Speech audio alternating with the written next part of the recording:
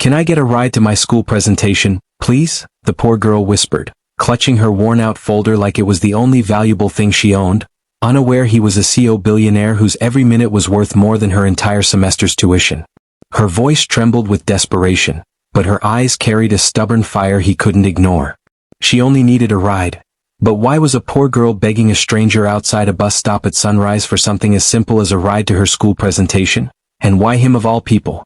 And if she was unaware he was a CEO billionaire, what would happen when he reacted in a way no one expected?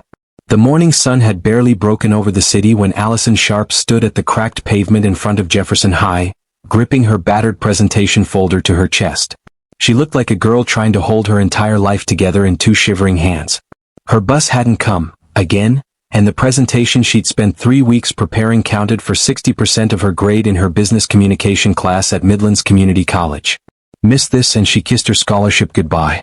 Her breath fogged in the chilly air as cars swooshed past her, one after another, the drivers too absorbed in their own worlds to notice a poor girl frozen at the bus stop. She adjusted her faded jean jacket, the only one she owned, and tried to swallow the panic tightening around her throat. She checked her phone again. Battery 3%. Time, 7:02 a.m. Her presentation started at 7:30. The college was across town. The bus wasn't coming. She blinked hard, steadying her breathing, mentally replaying her professor's warning. "Miss Sharp, you cannot afford another absence. This presentation is mandatory." Her life depended on that scholarship. Without it, she'd have to drop out, go back to the night shift at the diner full-time, and bury her dreams the way her mother had buried hers. A black SUV pulled into the parking lot across the street, a sleek, gleaming machine that didn't fit the scruffy neighborhood. It stopped near the sidewalk as if fate nudged it into her world. The driver's side door opened and a tall man stepped out, dressed in a charcoal coat and black trousers, the kind of crisp, quiet wealth that didn't shout, it whispered. He pulled out his phone, speaking to someone with the confidence of a man who had never asked for anything twice. "No, Lucas, push the board meeting to 8, he said, his voice controlled, smooth. "I'll be there. Just finalize the acquisition documents. And tell finance I want the projections revised before noon."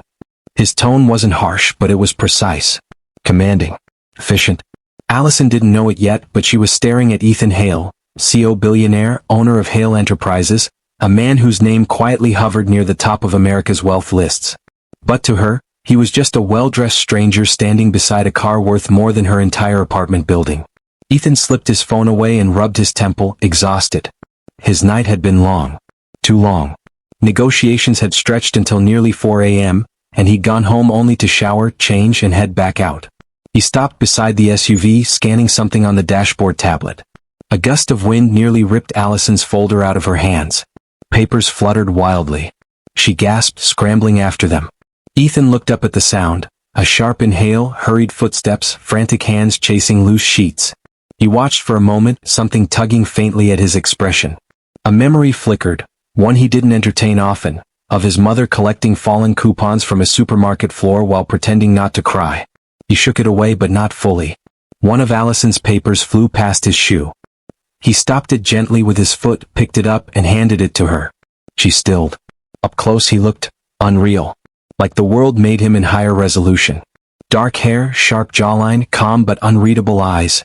Eyes that studied her with a level of awareness she wasn't used to. "Thank you," she breathed, cheeks heating. He nodded once. "Rough morning?" The question cracked something in her. Her voice trembled. "I'm supposed to give a school presentation in less than 30 minutes, and the bus isn't coming and my phone is dying and I really need this. I can't miss it." He listened. Not with pity. With clarity. She swallowed hard. Her pride battled her desperation. But desperation won. Her voice became a whisper, fragile but determined. Can I get a ride to my school presentation? Please?" For a fraction of a second Ethan didn't answer. Not because he was annoyed, but because he wasn't used to people asking him for small things. They asked for million-dollar deals, contracts, breakthroughs, opportunities, never something as human as a ride. And the poor girl wasn't asking like someone expecting charity. She asked like someone fighting for her future. He studied her. The worn shoes, the folder patched with tape, the trembling hands, and something unfamiliar pressed against his chest. But inside his silence, in that exact second, his phone buzzed with a notification about a pending billion-dollar acquisition. His driver texted saying he was stuck in traffic. His schedule was stacked to the minute. Taking her would derail his morning. But not taking her would derail her life. And yet, she didn't know he was a CEO billionaire. She didn't know her small request had collided with a life built on power and precision. She didn't know his reaction was about to change everything. Ethan exhaled once, slowly. "Allison Sharp," he said softly, reading her name from the scattered paper he still held. "You have a presentation to win." She blinked, confused. "Get in," he said. Her heart stopped. But his was just beginning to stir. The moment Allison slid into the passenger seat of the black SUV, she felt the air shift, like she'd stepped into a different existence where the world moved quieter, smoother, and impossibly clean. The seats were soft, luxurious, the kind she'd only ever seen in movies. She tried not to touch anything, afraid she might somehow leave fingerprints that didn't belong. Ethan rounded the front of the car and got in, his movements precise and unhurried. For a man who woke up with billion-dollar decisions on his shoulders, he carried himself with unnerving calm. He set her scattered papers neatly on her lap before starting the engine. She whispered, "Thank you, really?" He gave a small nod. "You said it starts at 7:30. We'll make it." Her eyebrows lifted. "But we're across town. With traffic." "I said," he repeated gently, "we'll make it." Something about the way he said it, steady, absolute, calmed a part of her she didn't know needed calming. The SUV pulled out onto the street with a smoothness that made her exhale without realizing it. She held her folder close, flipping through her pages, mentally rehearsing her lines, her statistics, her opening pitch, her conclusion. Her hands still trembled. Ethan noticed. "You've practiced," he said simply. She gave a small, anxious laugh. "Too much, honestly. I could recite it in my sleep. But when I get in front of people, it's like my brain glitches." His eyes flicked toward her briefly before returning to the road. "Presentations aren't about perfection. They're about conviction." She frowned slightly. "Easy for you to say. You look like you've been confident since birth." He didn't smile, but a shadow of something crossed his expression, something she didn't understand yet. "Confidence is learned," he said. "Usually the hard way." She looked at him then, really looked. His jaw was tense, his eyes focused forward, but there was something in his tone that hinted at battles she couldn't see. She wondered just for a moment who he really was. He didn't look like someone who would be roaming this part of town at dawn. His clothes alone probably cost more than her entire semester's books. But she didn't ask. She had enough chaos in her own life. A traffic light turned yellow. Ethan glanced at the clock. 7:09 a.m. "Hold on," he said quietly. The SUV surged forward, not recklessly but with determined precision. He navigated traffic with almost uncanny clarity, as if he knew every light's timing, every gap between cars. Allison gripped the seat, eyes widening. She didn't know this was the man who once instructed 3 different divisions of his company while simultaneously finalizing a negotiation call and reviewing a contract, because multitasking under pressure was his normal. As they moved smoothly into the next lane, Allison found herself stealing glances at him. His profile was unfairly perfect, structured, composed, but there was something more, something heavy beneath the surface. He looked like someone who had stood alone too many times. Someone who built an empire not because he wanted glory, but because he had no other choice. She didn't know that Ethan Hale grew up with a single mother who worked double shifts at a grocery store just to keep the lights on. She didn't know he taught himself business fundamentals from leftover manuals a store manager threw away. She didn't know he built Hale Enterprises from nothing but determination and sleepless nights. To her, he was simply a stranger kind enough to give her a ride. Her phone buzzed, 1% battery remaining. She let out a shaky sigh. "I wish today wasn't so important," she muttered. "Why is it important?" he asked. Her throat tightened. "Because if I don't nail this presentation, I lose my scholarship. And if I lose my scholarship, I can't pay tuition. And if I can't pay tuition, I'm back to waiting tables full time." She looked down at her folder. "I promised myself I wasn't going to end up like my mom, working 3 jobs, exhausted, defeated. I want something better." He listened with the kind of focus that made her feel seen. "What's the presentation about?" he asked. She hesitated, embarrassed. "It's a business pitch assignment. We're supposed to present a fictional startup with a functional marketing plan." She let out a breath. "Mine's about affordable tech accessories for students. I called it Bright Path Solutions." His eyes flickered with interest. "And your plan?" She blinked. You want me to tell you?" "You need the practice," he said calmly. Go ahead. For a moment she forgot to breathe. No one ever took her work seriously. Not her classmates. Not her job. Not even her family. Okay, she whispered, straightening in her seat. BrightPath Solutions focuses on producing durable, cost-efficient phone chargers and laptop cables for college students. We partner with suppliers who manufacture at lower cost, and we design accessories that last longer, so students don't have to replace them every few months. Ethan nodded slightly. Target market? Students in low-income brackets. Community colleges. Universities with high financial aid populations. Distribution strategy? Online first, she said. Then campus bookstores. He glanced at her again, longer this time. Her idea was simple, but not naive. It had heart, awareness, understanding of real problems he'd lived through himself. You've thought this through, he said. She swallowed. I tried. Silence settled for a moment, but a warm silence, not a cold one. Then he said something that made her lips part in shock. Don't rush your presentation, he told her. Speak like the world needs your idea. Before she could answer, he added, and don't shrink yourself to fit inside anyone's expectations. Her breath hitched. No one in her life had ever spoken to her like that. The SUV turned a final corner. Midlands Community College came into view. Her chest tightened. Her pulse spiked. She wasn't ready, but she wanted to be. Ethan slowed to a stop near the main entrance. She unbuckled, trembling. Allison. She looked at him. You've done the work. Now own the room. Her eyes burned. Thank you. She stepped out, then froze, stunned, because Ethan Hale, CEO Billionaire, was opening his own door too. As if he wasn't done with her story yet. Allison stood on the sidewalk, frozen, watching Ethan step out of the SUV as if accompanying her was the most natural thing in the world. The early morning campus buzzed with students half awake, clutching coffees, backpacks slung carelessly over one shoulder. None of them noticed the billionaire walking beside her, because he didn't look like a billionaire here. He didn't exude that larger-than-life presence.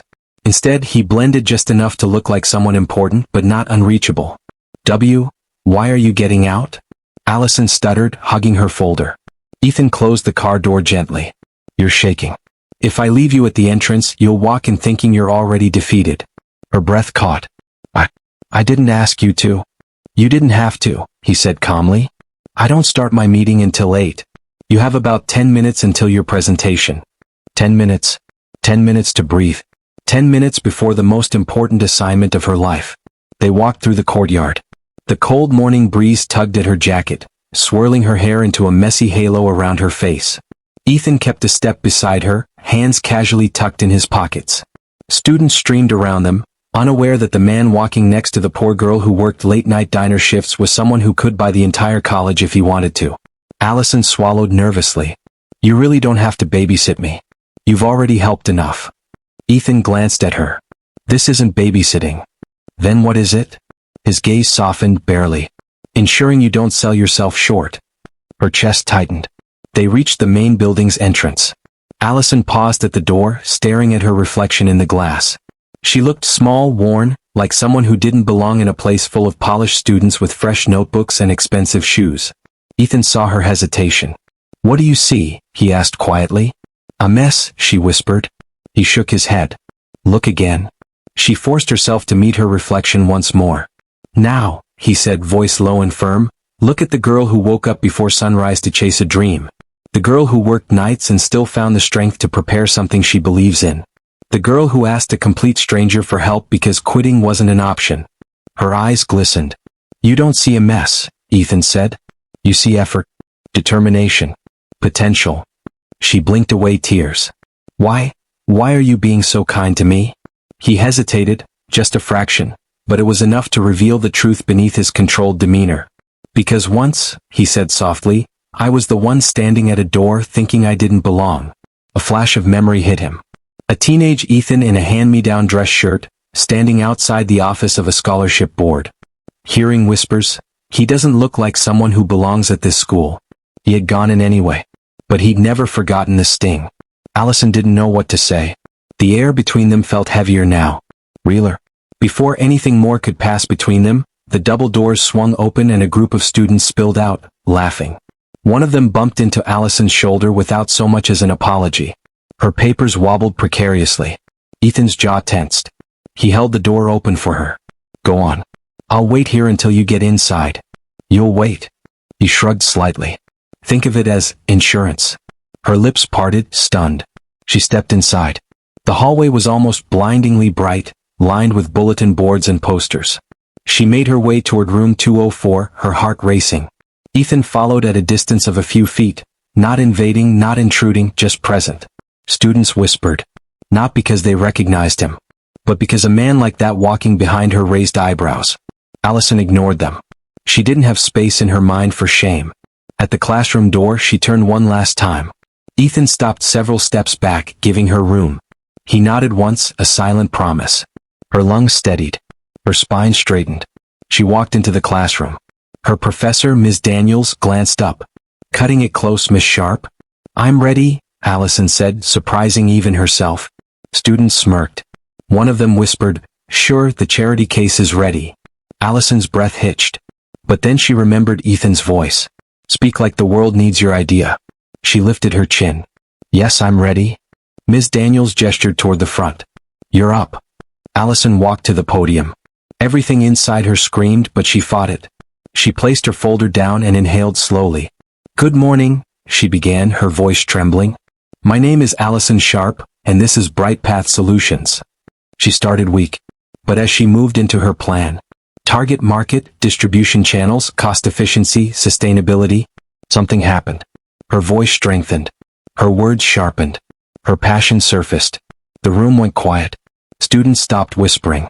Allison didn't notice Ethan standing outside the window in the hallway, watching through the small glass pane in the door. He couldn't hear her, but he saw it. The transformation. The fire. The conviction she didn't know she possessed. And for reasons he couldn't explain, his chest tightened. He had meetings waiting. Contracts pending. Billions at stake. But he stayed. When Allison finished her pitch, the room was silent. Not mocking, not indifferent. Silent because they didn't expect that from her. Ms. Daniels's expression softened. Thank you, Miss Sharp. Well done. Allison's hand shook. She gathered her papers, stunned. Then her professor added something that froze her breath midair. Allison, I think you just set the standard for the entire class. Her knees went weak. But in the hall, Ethan smiled, just a small, quiet curve of the lips. Because he already knew she would. When Allison stepped out of room 204, the hallway felt different. Brighter, warmer, almost unreal. Her pulse still raced, her palms still tingled, and she kept replaying her professor's final words like a broken but beautiful melody. You just set the standard for the entire class. She held her folder tightly against her chest as if she were afraid the moment might slip away if she loosened her grip. She didn't expect Ethan to still be there. Billionaires weren't known for lingering. Yet he stood exactly where she'd last seen him, in the hallway, leaning against the wall near the window, one hand in his pocket, the other holding his buzzing phone he wasn't answering. He looked up the moment she appeared. For the first time she saw something soften in his face, something like pride but deeper, harder to name. Well? Ethan asked.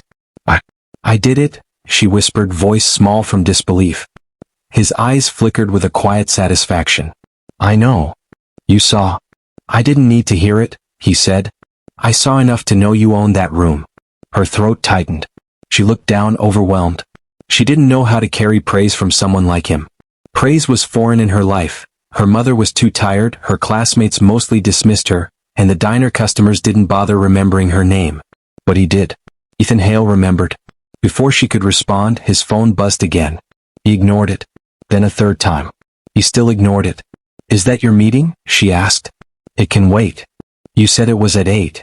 It's 8:07, he said casually. They'll survive.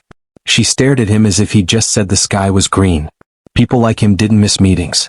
People like him didn't wait in hallways for poor girls after their school presentations. It didn't make sense. None of it made sense. Why would you stay? She whispered. His gaze held hers with unsettling honesty. Because it mattered to you. A warmth spread through her chest. An unfamiliar, shimmering warmth she didn't know how to control. She blinked fast, trying to ground herself. It didn't work. Students streamed past them, chattering, laughing. Some cast curious glances at the strange pair. Her in her faded jacket, him in a tailored coat. But Ethan didn't shift or move or try to distance himself from her. In fact, he stepped closer. You hungry? He asked. She blinked. Hungry? You haven't eaten, he said plainly. I can tell. Her cheeks flushed. How? Your hands are shaking from adrenaline and low blood sugar, he said. And you mentioned working nights. You probably rushed out without breakfast. He was right. She had been too anxious to eat. I'm fine, she said, though she wasn't. Her stomach felt like a hollow cave. That wasn't a question, Ethan replied. Let me take you to breakfast. Her heart lurched. I can't. I have my shift at the diner at 11 and I need to get home and... Where do you work? Harlow's Diner. On 5th. He nodded. I'll get you there on time. She hesitated. She didn't want him spending money on her. She didn't want him thinking she was asking for more help. She didn't want to start needing things from him. But she also hadn't eaten since yesterday afternoon. And the way he looked at her, not pitying but steady, respectful, made the decision slip out before she could stop it. Okay. He led her back toward the entrance. The courtyard filled with sunlight now, golden against the winter air. Students crowded the walkways. The campus buzzed with life. And Allison felt different. Not because she'd aced her presentation. Not because her professor praised her. But because someone believed in her, really believed in her, for the first time in years. They approached the SUV. Ethan opened the door for her and she slid in, still dazed. He walked around to his side, adjusting his coat against the breeze. Once they resumed driving, she couldn't stop herself from asking, "Why are you doing all this?" He didn't answer immediately. His fingers tapped lightly on the steering wheel, a habit he didn't seem aware of. His silence wasn't dismissive, it was thoughtful. "My mother," he finally said. She looked up, surprised. "She worked 2 jobs," he continued, eyes on the road.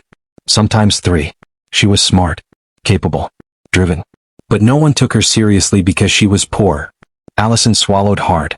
"She wanted a better life for me," Ethan said. "And she told me something I didn't understand until much later." "What?" "That talent is everywhere," he said. "Opportunity isn't." Allison stared at him, breath caught in her throat. "She believed," he added quietly, "that sometimes all a person needs is a moment. One small break. One chance to be seen." Her vision blurred. "So when I see someone working for something," he finished, "I don't mind holding the door open." She wiped her eyes quickly, pretending she wasn't. The SUV merged into traffic, city buildings passing in swift patterns. Ethan reached over and turned on the heater slightly, just enough to warm her cold hands without making her uncomfortable. She didn't know how to handle gentleness. She didn't know how to handle interest. She didn't know how to handle him. As they neared downtown, she caught him glancing at her, subtle, thoughtful, almost protective. She didn't realize he was memorizing the way she smiled when she looked out the window, or the way she tucked a strand of hair behind her ear when she grew nervous, or the way her eyes softened when she wasn't guarded. She also didn't know that Ethan Hale, CEO Billionaire, had never, not once, cleared his morning schedule for anyone. But he was clearing it now. For her. Harlow's Diner sat on a corner where the pavement cracked like old scars and the windows rattled whenever trucks rolled past. It wasn't glamorous, but it was familiar to Allison, the only place that had hired her without hesitation, even when she'd shown up trembling with no experience. And now, somehow, she was arriving in a luxury SUV instead of jogging in from the nearest bus stop with frozen fingers. Ethan pulled into the parking lot, the sun warming the roof of the car. He cut the engine but didn't move to open the door. Instead, he turned slightly toward her, studying her with that unreadable expression, the one that made her chest tighten because it wasn't pity. It wasn't curiosity. It was something more grounded, more intentional. "You still have time for breakfast before your shift," he said softly. She chewed her lip. "I shouldn't make you wait. You have your meeting?" "They moved it," he said calmly. She froze. "You moved it." A corner of his mouth lifted. "If we're being technical." Her pulse fluttered. Billionaires didn't move meetings for anyone. They didn't wait in hallways. They didn't drive strangers to school. They didn't care about presentations. Yet here he was. "You don't owe me anything," she whispered. Ethan didn't reply immediately. His eyes shifted toward the diner entrance, where a tired waitress taped up a handwritten sign about lunch specials. A man walked out carrying 2 coffees, nodding politely at them. When Ethan finally spoke, his voice was low. "I'm not here because I think you owe me. I'm here because I want to be." Her heart thudded dangerously. Before she could respond, he gently opened his door. She followed, stepping out into the cool air. The smell of bacon and frying batter drifted out from the diner, and Allison's stomach growled loudly, loud enough that she flushed in embarrassment. Ethan pretended not to notice, as if protecting her dignity. They walked toward the entrance together. Inside, the diner buzzed softly with morning regulars. Coffee mugs clinked. A child swung his legs against a booth seat. The old jukebox hummed faintly in the background. Mrs. Klein, the owner, spotted Allison and waved. "You're early. That's a miracle." Then she noticed Ethan behind her and paused mid-wave. "Oh," she said slowly. "And you brought company." Allison flushed. He just drove me." "Right," Mrs. Klein said, clearly unconvinced. She handed Allison an apron. "Go sit. I'll bring menus."